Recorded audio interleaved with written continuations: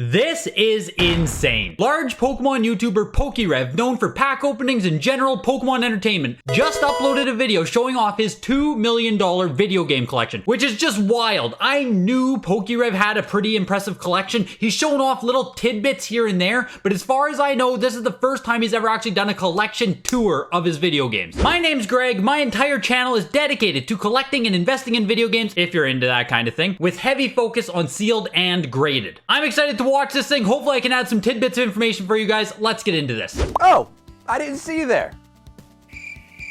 That's so weird. Can we just cut that? Just welcome to the wonderful world of my video game collection. I'm gonna take you on a tour of all my video games, my sealed items, my complete in box items, everything in between. You guys are gonna see it all. So come on, let's go.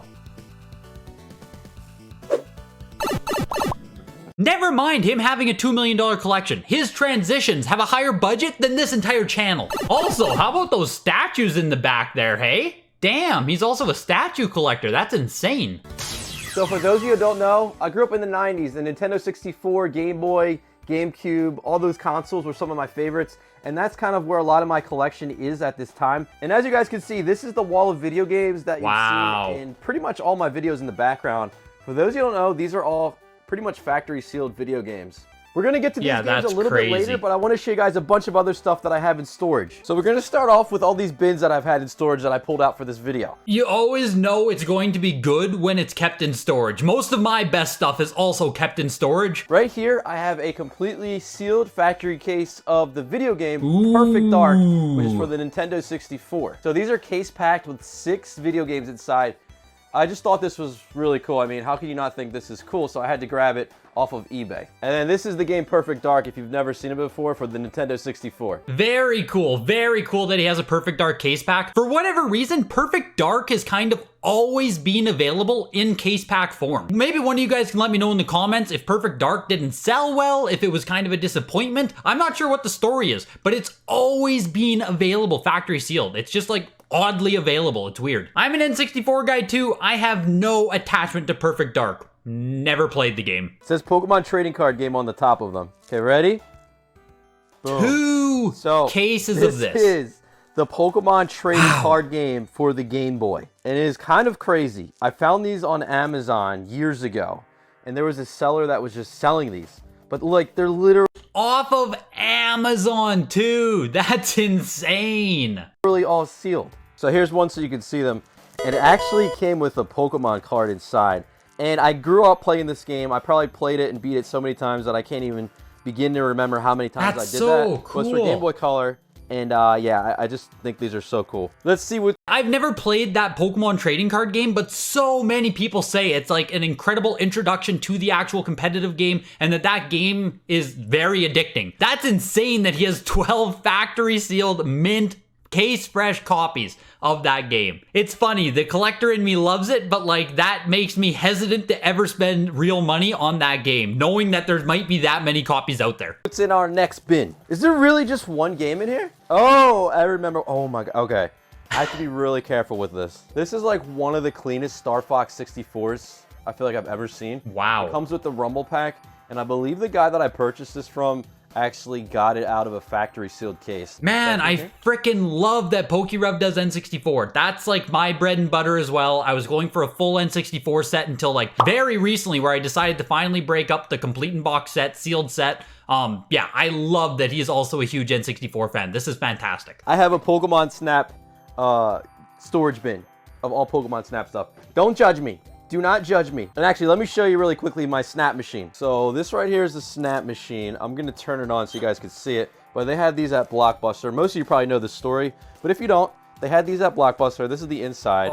It's actually crazy.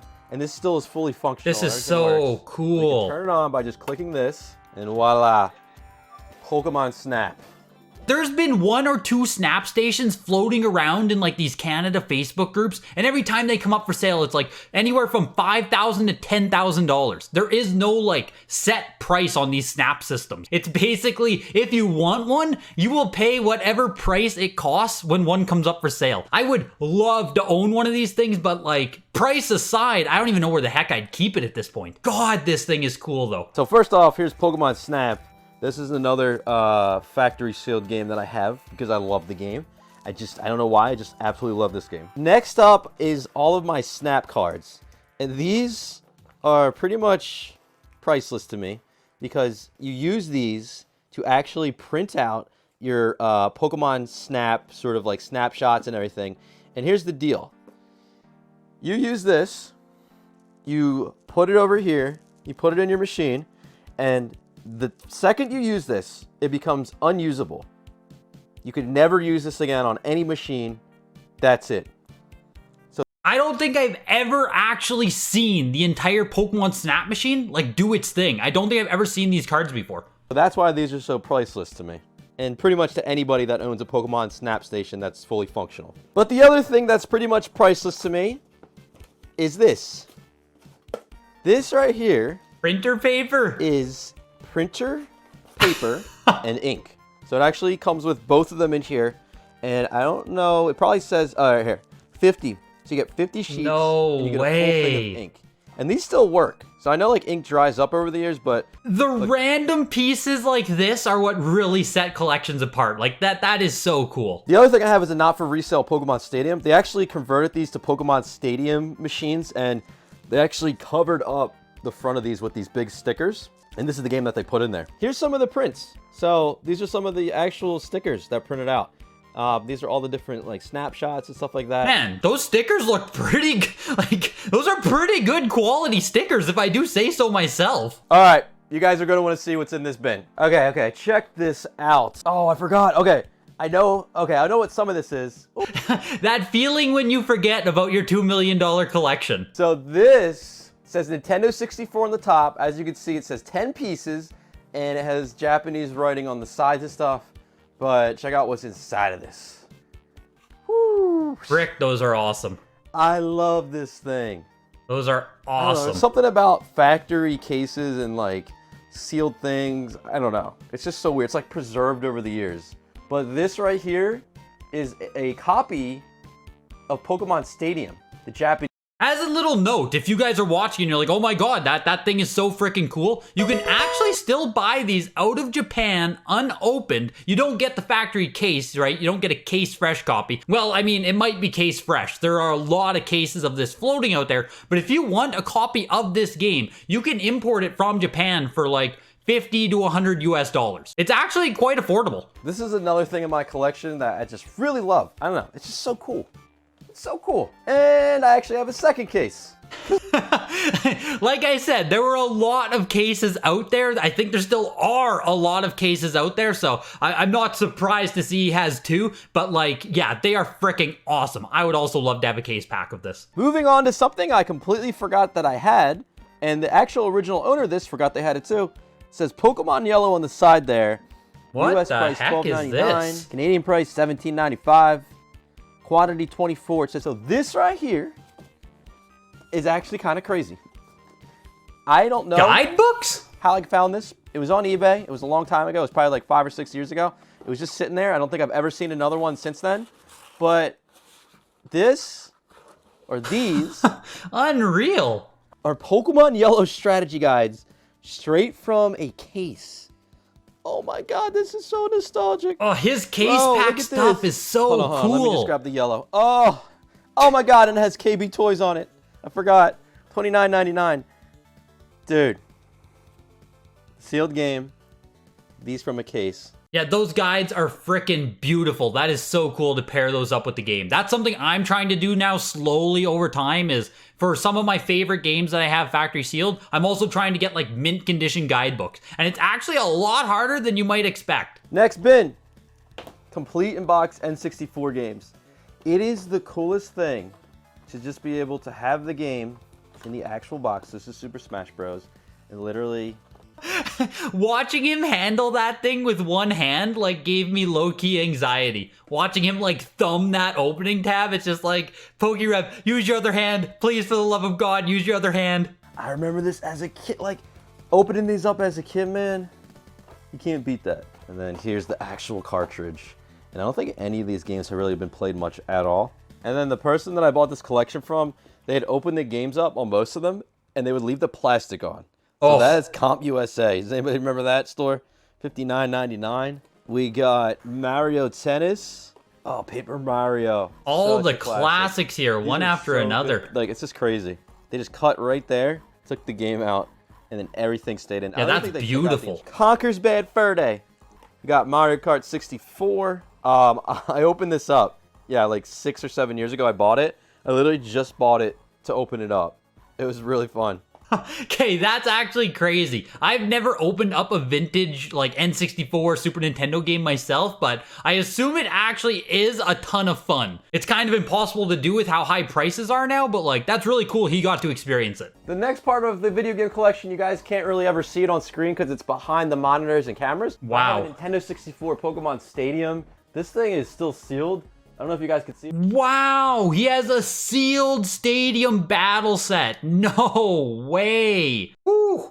Like I said, I was a big N64 guy as well. I looked for console variants. I looked for the Fantastics. Even just finding a nice condition, fully complete battle set is so freaking difficult. The fact that he has a sealed one is just, that blows my mind. That's like, this is probably the most impressive piece that I've seen so far for myself. This is crazy. See it from there? But, I mean, it comes with an N64. It just comes with everything for Pokemon Stadium. Another one of my favorite games. Next to that, that's just an empty N64 box. But then next to that is a sealed Pikachu Nintendo 64 set. Yeah, like the sealed Pikachu set is cool, but like for myself, give me that stadium battle set every day of the week. Every single day. You actually had a Nintendo 64 with Pikachu on it and just completely custom. I don't think it really get any better than that. I mean, that's like every kid's dream back in the day. And then in the front here, these are all complete in box games, all mint condition, starting with the red version, blue, then moving to yellow, of course, gold, beautiful, silver, and then beautiful. crystal. And that's the lineup back there. That is, I gotta say, I love that lineup. We also got the Nintendo Authorized Repair Center light-up sign. This is not original. Oh, my very first question I was gonna ask is that original? Because like these Repair Center neon signs are freaking expensive, but yeah, this is a reproduction one. It still looks freaking awesome, obviously. So this area up here is one of my favorites. We got the complete Nintendo 64 controller blisters, starting with the Toys R Us exclusive version. That's like a gold. Then you have the next color, which is smoke. Then we have grape. Then we got ice, these are freaking awesome too. And watermelon, but there's actually one more. This is the last one. It's jungle green, but I cannot stand it up because it's too beat up. It just falls over. So I need to find one of these in mint condition eventually. And it'll go right here. Moving up further, I showed you the Snap one, but I also have Mario Kart 64. Also comes with the player's guide. We got The Legend of Zelda Ocarina of Time. Comes with the player's guide and the game. And then I have an Eternal Darkness at the top here. I used to love this game for the GameCube. That's awesome that he's an Eternal Darkness fan too. Really cool. I also have all these other games down here. So these are sealed. We have Pokemon Stadium, comes with the transfer pack, and then we have another Hey You Pikachu. Awesome. Then there's a Pokemon Snap, and then right next to it, of course, we have Pokemon Trading Card Game. This is one of the ones that I actually graded. Yeah, I think he cracked open what? He has an older video on his channel where he graded like 6 of those Pokemon trading card games, I believe. I think he opened up one of the case packs or he shared it with a friend, but I know he has graded at least one of those case packs. It's insane that he had, well, 3 of them really. He had like 18 copies at peak. Maybe he has more. And I actually forgot to show you guys this. This is the Pikachu Nintendo 64. I have a loose one. So I got the controller and then like the Pokeball is the on and off. Then press here to reset. You actually push Pikachu. Yeah, it's fully worth keeping this one for display as well. I agree. Probably the most custom N64, the coolest one. Agreed fully. And yes, even though I do have a lot of sealed games, I love playing games. That's where it all started. So I have the EverDrive 64. You can pretty much load that up with every game on there, so I can play them on there. We got the GameCube, of course, with the Wavebird wireless. We got a Super Nintendo back there. With Mario Kart, we got Donkey Kong Country. I have like a whole bunch of other loose carts and games in storage as well. Then we got a Wii. The Wii is basically all I use because I just emulate everything. I own a ton of games. I emulate. Emulating is just so much more convenient. Does anyone else agree with that there? That even though you own the consoles, you own the cartridges, you have it all, that you just mostly emulate anyway? Does anyone else like that? Let me know in the comments. I have a gold Nintendo 64 with some controllers. There's a random orange controller back there. Man, I love his controller stands. stands. Green as well with the controllers. I got those stands stands off of eBay, and I just love how they... I'm glad he mentioned it. I want to buy those controller stands. They look freaking awesome. So you've seen my very odd obsession with video games. You've seen most of my collection, but the last thing that you have not seen yet, even though you probably look at it like all the time in my videos, is this back wall right here of all these games. I would say this is probably the main part of my collection because it's the games. These are all the games that I grew up with. They're all in acrylic boxes, and I love having them. For starters, this is one of my favorite video games of all time. It's called Harvest Moon 64. It's literally the most chill thing ever. You just live on a farm. Let's go, Harvest Moon fan. Dog. Another one of my favorites is Donkey Kong 64. Yes. It just brought Donkey Kong and Diddy Kong and everybody to 3D. Absolutely amazing game. One of the best platformers. Even though it has terrible reviews, don't listen to the reviews. This is amazing. What? Does it? Does DK64 actually have bad reviews? I've seen some people complain that there's too many collectibles in the game, but surely at the time, like back in, what, 1998 or whatever, surely it reviewed good, right? I'm gonna look into that right now. Okay. Conker's Bad Fur Day. I don't know how they got away with this game. I don't know how I got it as a kid, but I did, and it's one of my favorites. Another classic, GoldenEye 007. Brought first-person shooters to the console. It's one of the best. These two games are super high up on my list of my favorites. That's fantastic. Got the red version, got the blue version, both 85 plus mint, Wow. VGA graded.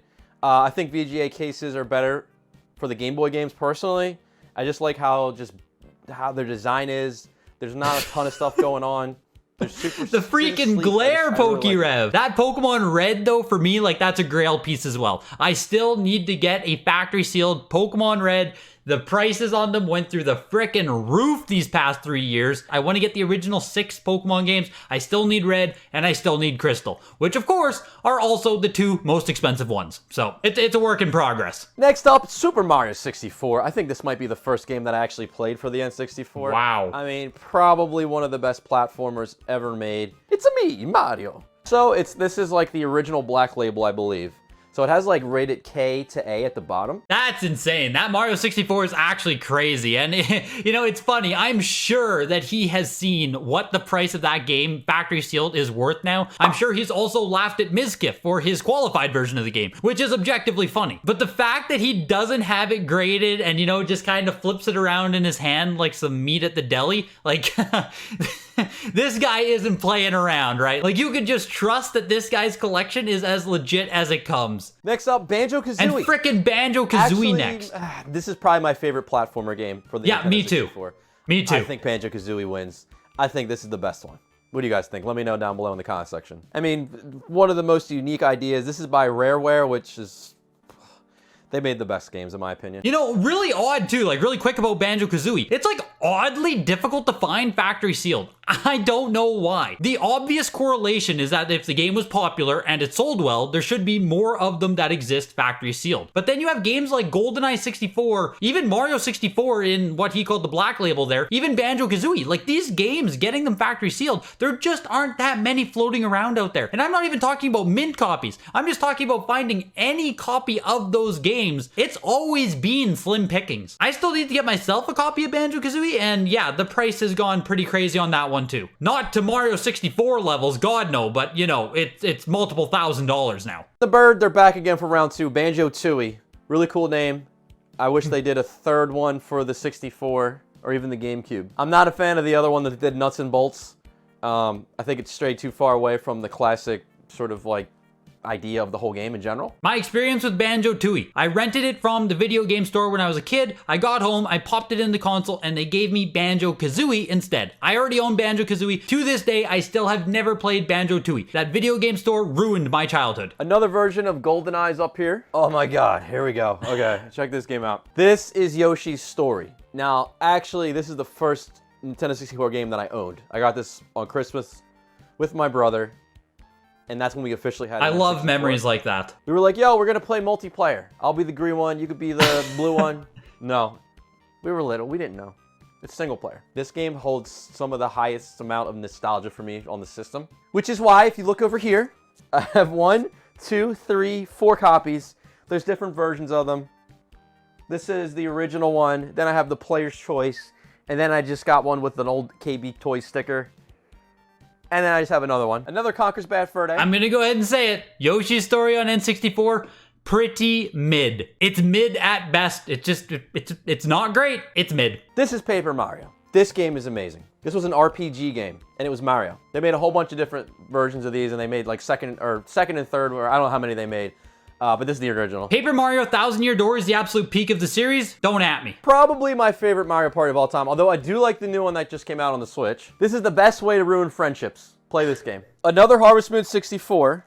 Wow. But then we have one of the best series of all time. The Legend of Zelda, Ocarina of Time. Brought it to 3D.